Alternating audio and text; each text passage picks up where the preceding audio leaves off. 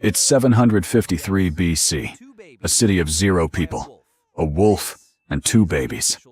This is how it started. 2 brothers, 1 city model, 1 argument. Then there was only 1 brother. Romulus named the city after himself. 509 BC. Romans threw out their king, created a republic, celebrated this decision for 500 years. The Senate, hundreds of men in togas, all talking at once, 2 people nominally in charge. Roman democracy. First they conquered Italy. Then they built roads to everywhere they'd conquered. Then they asked, what's next? Across the Mediterranean, Carthage, Rome's greatest rival, and a general named Hannibal, who had a plan involving elephants. Hannibal crossed the Alps in winter with the elephants. Nobody expected this, including the elephants. Battle of Cannae, 216 BC. Rome lost 70,000 soldiers in one day, their worst defeat ever. Rome lost 70,000 men, and simply raised another army. Hannibal, watching from outside Rome, was stunned. Scipio Africanus studied Hannibal's tactics, then used them on Hannibal. Hannibal's jaw dropped. 146 BC. Rome destroyed Carthage, salted the ground. One senator had been saying to do this for years. By 100 BC, Rome controlled the entire Mediterranean. They called it our sea, because it was. 73 BC, a gladiator named Spartacus looked at his fellow slaves and said, enough. His slave army defeated Roman legion after Roman legion. 70,000 freed slaves. Rome was panicking. Crassus trapped and crushed the revolt. 6,000 crosses lined the road to Rome afterward. Then 3 very powerful men decided to share power. Julius Caesar, Pompey, Crassus. What could go wrong? 58 BC. Caesar conquered all of Gaul.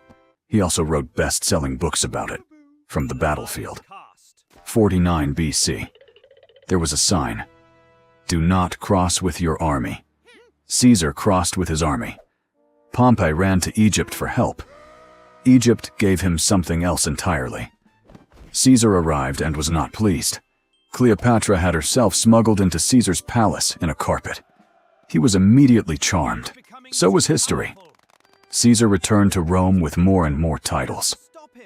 Dictator for life made the Senate nervous. March 15th, 44 BC. A soothsayer said, beware the Ides of March. Caesar waved him off. He should not have. The conspirators celebrated for about 5 minutes. Then Mark Antony gave a speech. Rome turned on them instantly. After Caesar, 2 men left standing. Mark Antony, dramatic and military. Octavian, young and very patient. Antony met Cleopatra. She arrived on a golden barge. He forgot every political consideration he had. Battle of Actium. Cleopatra's ships left mid-battle. Antony followed. Octavian won everything. Antony, gone. Cleopatra, gone. Octavian held Egypt, the richest territory in the world.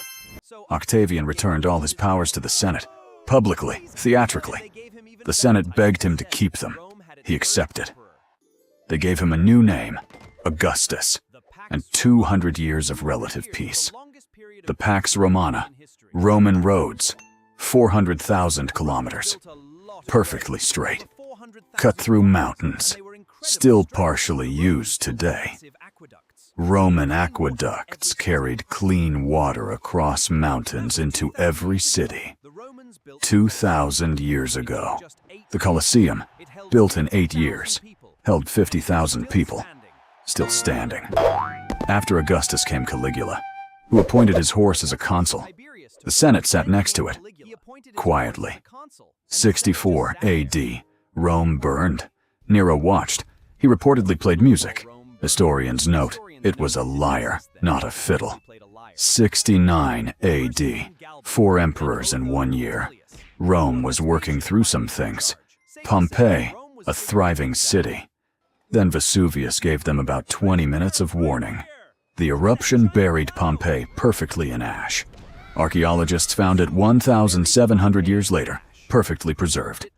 The 5 good emperors: competent, sane, effective. 84 years. Remarkable after the previous options. Trajan, 117 AD. The Roman Empire at its absolute peak. 5 million square kilometers. Hadrian went to northern Britain, looked north, saw the Scottish landscape and its inhabitants, built a wall, decided that was the border. Marcus Aurelius, philosopher, emperor, writer of the Meditations. He also saw the cracks forming. Commodus believed he was Hercules. He renamed Rome after himself. He fought in the Colosseum. He was wrong about all of it. 235 to 284 AD. 26 emperors in 50 years.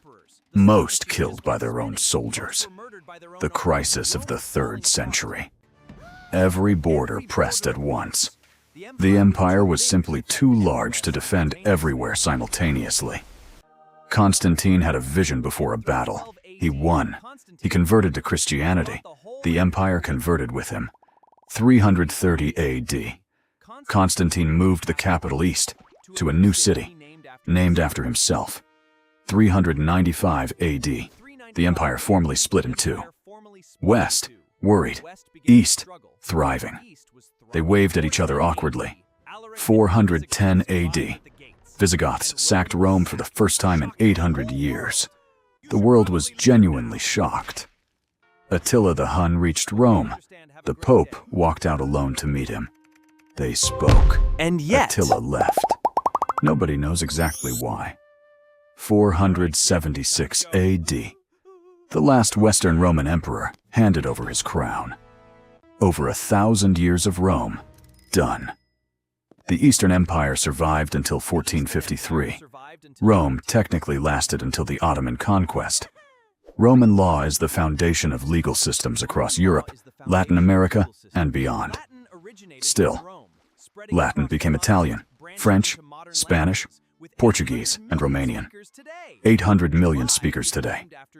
July is named after Julius Caesar. August is named after Augustus.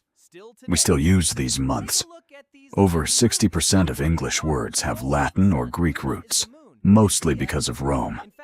Roman concrete is stronger than modern concrete. Scientists figured out why in 2023.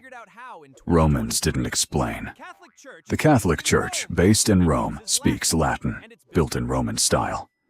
Rome never left religion. Gladiators rarely fought to the death. They were expensive celebrity athletes, more like professional wrestlers. Roman baths were gyms, offices, social clubs, and salons, all in one building. Modern malls copied this concept. Romans wrote graffiti on everything. Pompeii preserved 11,000 pieces. Very relatable.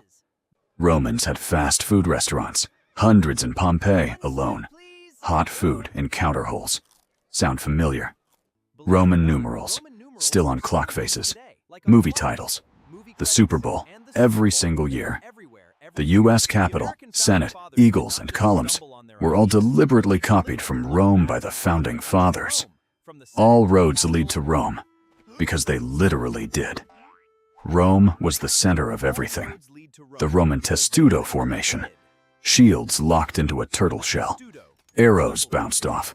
Basically a walking tank. Rome conducted a regular census. 70 million people counted. Modern census systems still use their approach. Free public schools. Public libraries across the empire. Rome invested in educating its citizens. The Roman arch. Still the most efficient load-bearing structure in engineering. Used in every major building today. The Roman pilum javelin bent on impact, so enemies couldn't throw it back. Problem considered. Problem solved. Rome conquered Greece, then adopted all their gods, and renamed them. Zeus became Jupiter. Ares became Mars. Romans required emperor worship. Christians refused. This created friction for the next 3 centuries. The Pantheon Dome has been standing since 125 AD. Still the best preserved ancient building on Earth. Caesar redesigned the calendar in 46 BC. 365 days, 12 months, leap year every 4 years. We still use it. Why did Rome fall? Economists say economy. Historians say barbarians. Scientists say lead pipes. They've been arguing for 600 years. Rome debased its currency for 200 years. Mixed silver coins with cheaper metals. Inflation followed. Sound familiar? Rome's professional army gradually became mercenaries loyal to generals, not to Rome. This mattered enormously. Rome's population went from 1 million to 20,000 after the fall. The Colosseum became a cattle pen. Medieval Europeans lived inside Roman ruins. The Colosseum had apartments. The Pantheon became a church. The Renaissance was Europe rediscovering Rome. Scholars literally dug up Roman texts and studied them obsessively. Rome also invented underfloor heating, newspapers, apartment buildings, welfare programs, and vending machines. From a wolf's cave in 753 BC to 1453 AD, over 2,000 years, one city.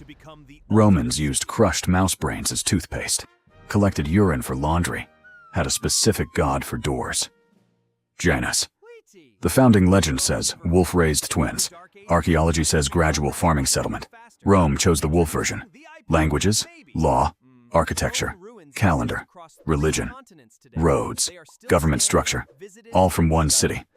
What if Rome never fell? No Dark Ages, faster scientific progress, and possibly Roman iPhones. We'll never know. Roman ruins exist across 3 continents today, all still standing, all still visited.